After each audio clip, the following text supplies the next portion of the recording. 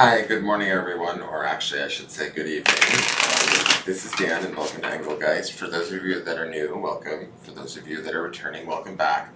For those of you that support me over on Patreon, thank you so very much for your subscriptions. I do greatly appreciate them. This is the daily all signs forecast. It is a collective reading. I do speak in broad terms. You need to figure out if and where it fits in your life, if at all. If it doesn't fit, that's okay. Nothing's broken or wrong. You're not on your path. It just may not be your reading today.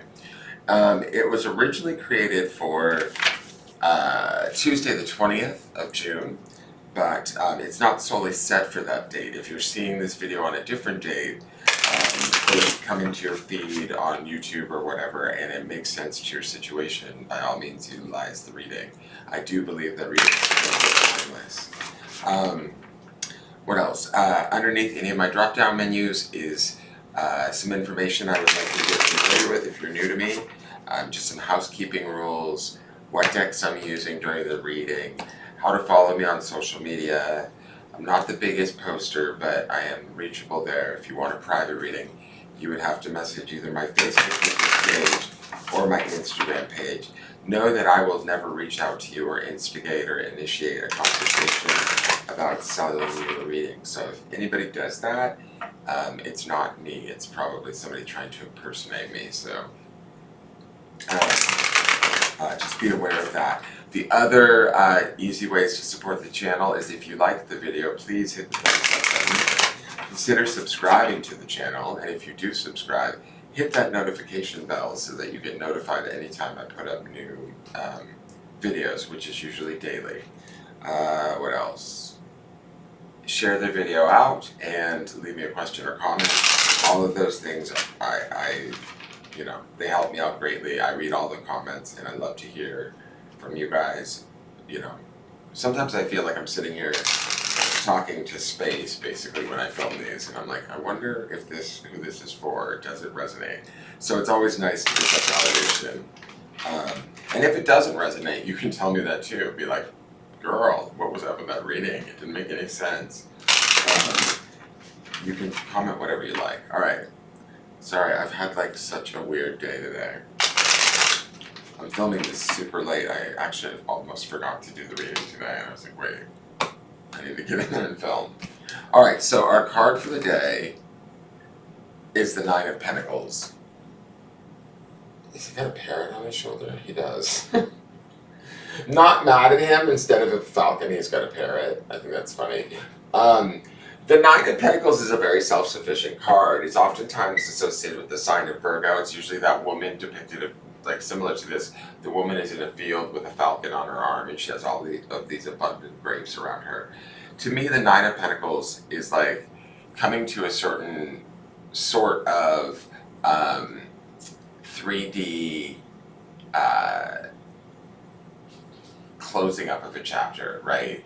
The nines are always the ending of a situation or an area of our life where we're wrapping things up for ourselves purposefully, and then we move into the 10 of whatever the suit is to learn that next lesson before it turns over into the ace, right?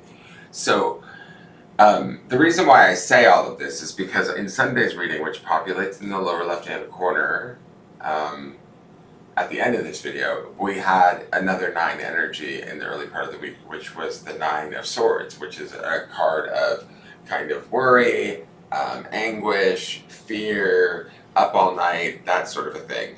When I see this 9 of Pentacles here, it feels to me like we are balancing that 9 of Swords energy, and we are still making completions, but in a much more solid, stable, grounded sort of way. We're able to see the world around us maybe through a different lens than what we were originally looking at, which was through the lens of worry or fear. The 9 of Pentacles understands he has everything that he needs. His needs are met. He's actually abundant in the things that he has, right? He doesn't take those things for granted. He acknowledges them. He appreciates them. He sees beauty in them.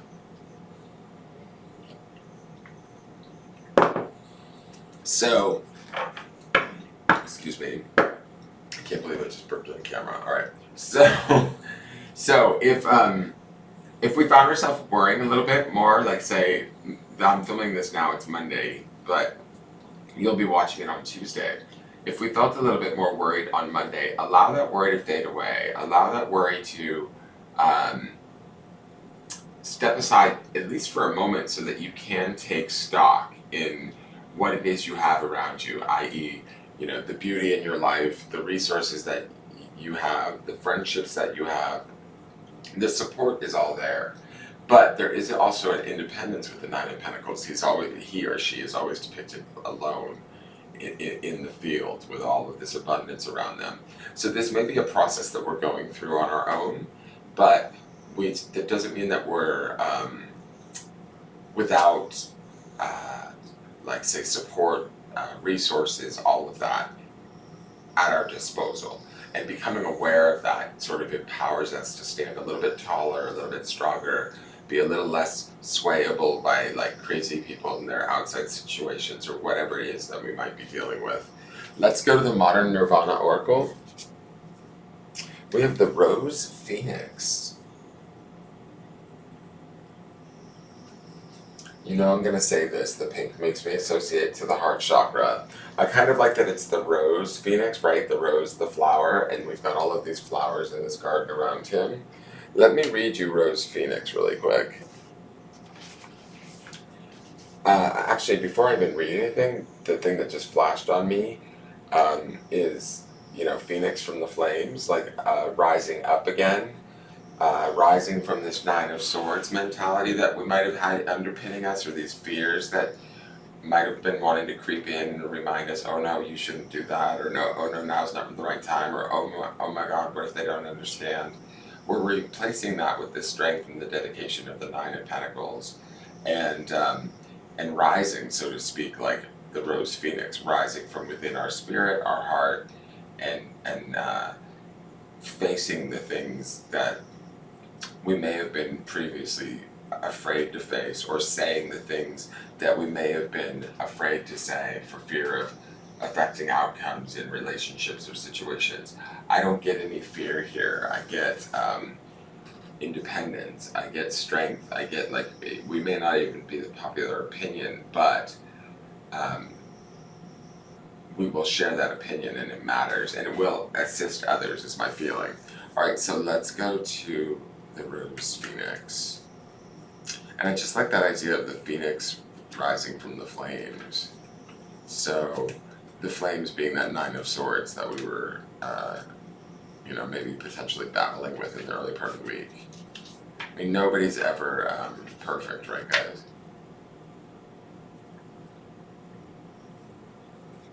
I think I went too far.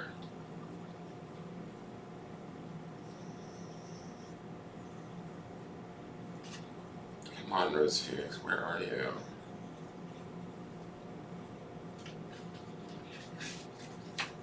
What? This is like ridiculous. I've been being eaten alive by mosquitoes, and my allergies are totally acting up this week. It's been a beautiful week. The dog had eye surgery. It wasn't a mess, it's just I hate it when they're like sick and I have to keep all the other dogs away from his eyes, and it's just a whole big deal. It's been a long week, let's just say that. Alright, the Rose Phoenix. Be bold, and mighty forces will come to your aid.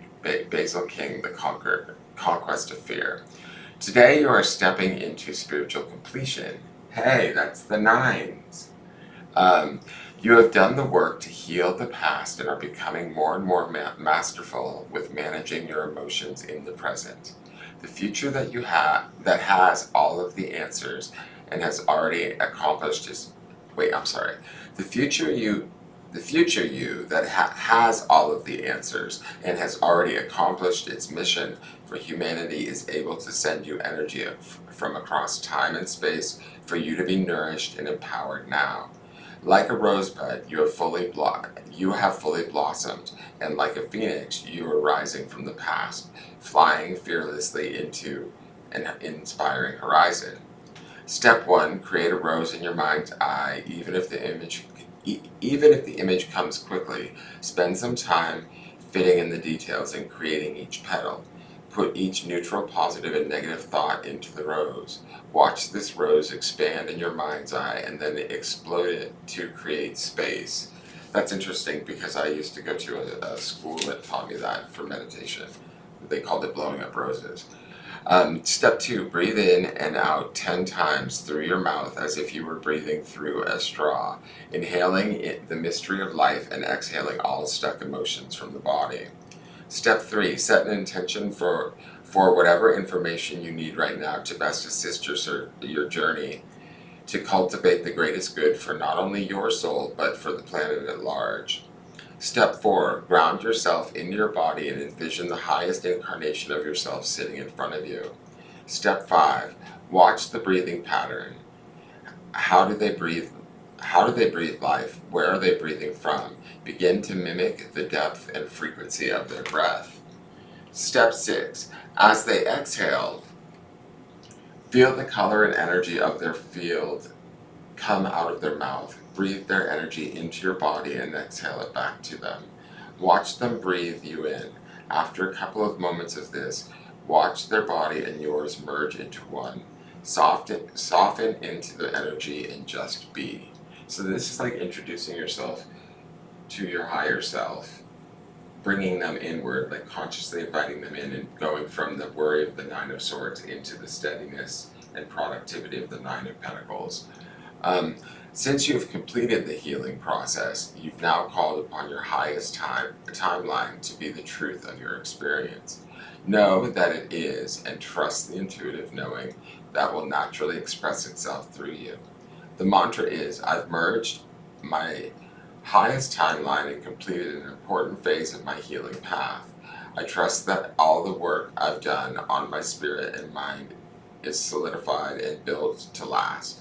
Beautiful as a rose, but protected by time's thorns, where I once was lost, I am now fully reborn. So I think that this is a great turn of events from what we saw on Sunday.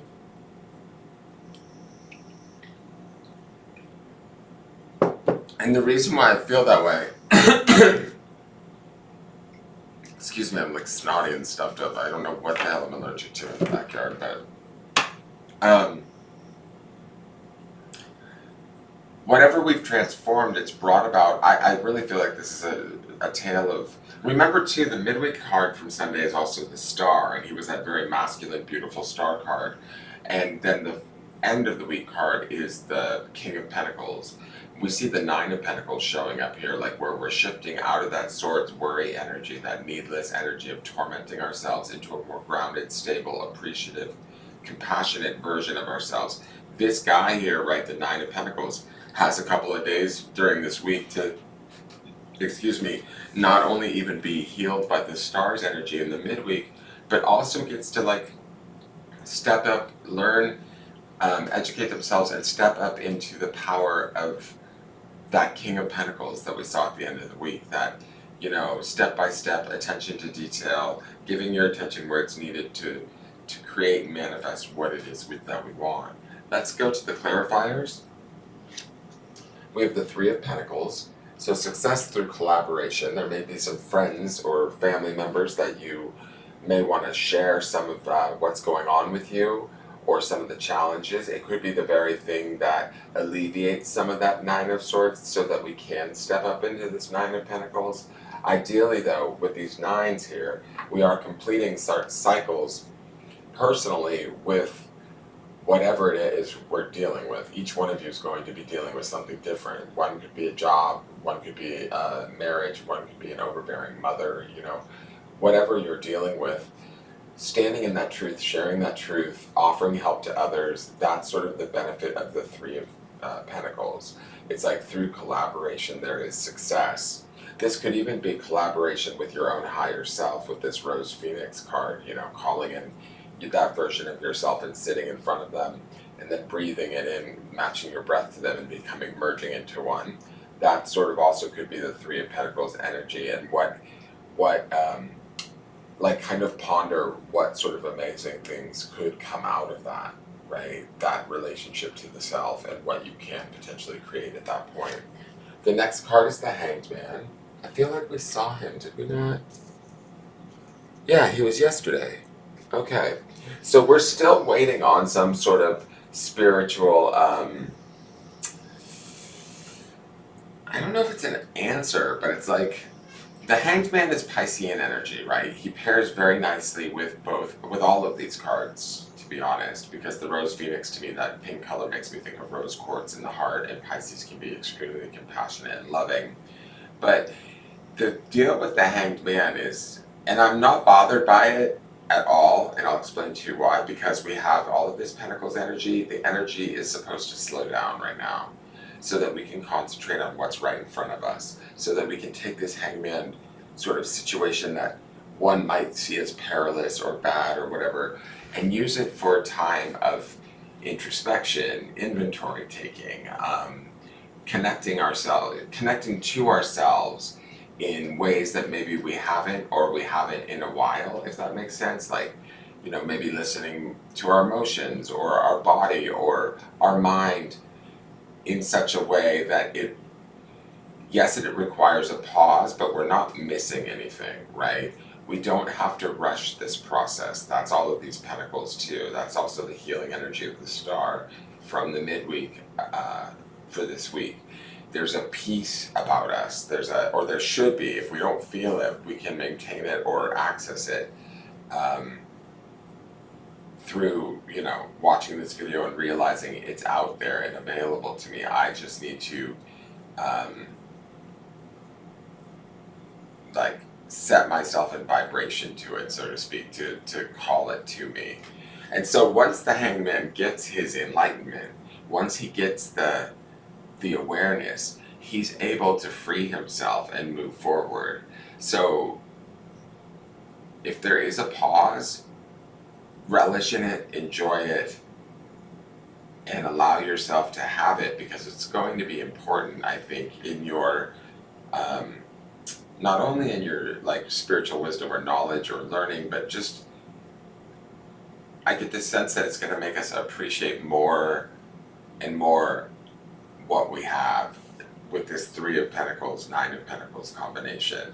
It's going to give us a much more heartfelt appreciation from having done the deep dive with the Hangman and been patient and waited for the answer to come from either our own higher self or from our guides. And then the last card is more Pentacles. This is the Two of Pentacles. Oftentimes seen as a choice, juggling between two options. Should I go this way? Should I go that way? I get more of a court jester feel from him today, almost like he's here to kind of entertain the Hangman while he's waiting. So in essence, I would say, if you find yourself in a pause period right now where you're a little frustrated and you want to move forward, and you're, for whatever reason, not able to, I feel like between the collaboration of the Three of Pentacles, the patience and the waiting of the Hanged Man, and then this sort of juggling act that the Two of Pentacles is doing, it's almost like he's there for our entertainment. So if you have, I don't know, cute little ideas about how to make money or how to transform the situation or whatever, play in those. I don't always get this sense of play from the Two of Pentacles at all, but right now I feel like he's almost here to entertain the Hanged Man or the Nine of Pentacles, right? He's here to kind of entertain them and keep it light, keep it fun, remind ourselves that all of this is about creation and opportunity, and don't get caught up in the negativity or the pessimism. I don't think that you are. These cards all feel very, very positive to me. The only thing that I think some of you might be fussy about is the most powerful card on the table, which is the Hanged Man.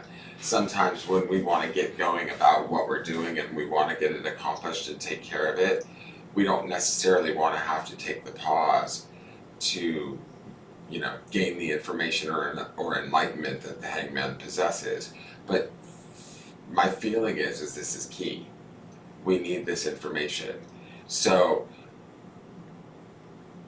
go easy on yourself and allow yourself to rest, relax, even be, a little goofy or entertained.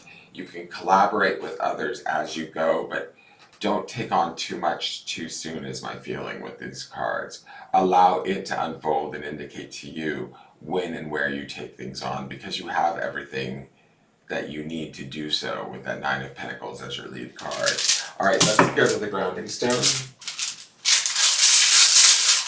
this is just a principle or a quality, an idea that you should want to ground in while you're experiencing this during the day, and it is courage. And I always say it's a heart upside down. All right, so I was also thinking about the last 2 days of grounding stones too. We had respect as the weekly, right? Because respect underpins this courage from the Sunday reading, right? We're still working with that concept of respecting ourselves, respecting those around us when we're making our decisions. We saw the Seven of Swords yesterday. I believe we saw there was planes on the other, I'm sorry, I'm getting off on a tangent.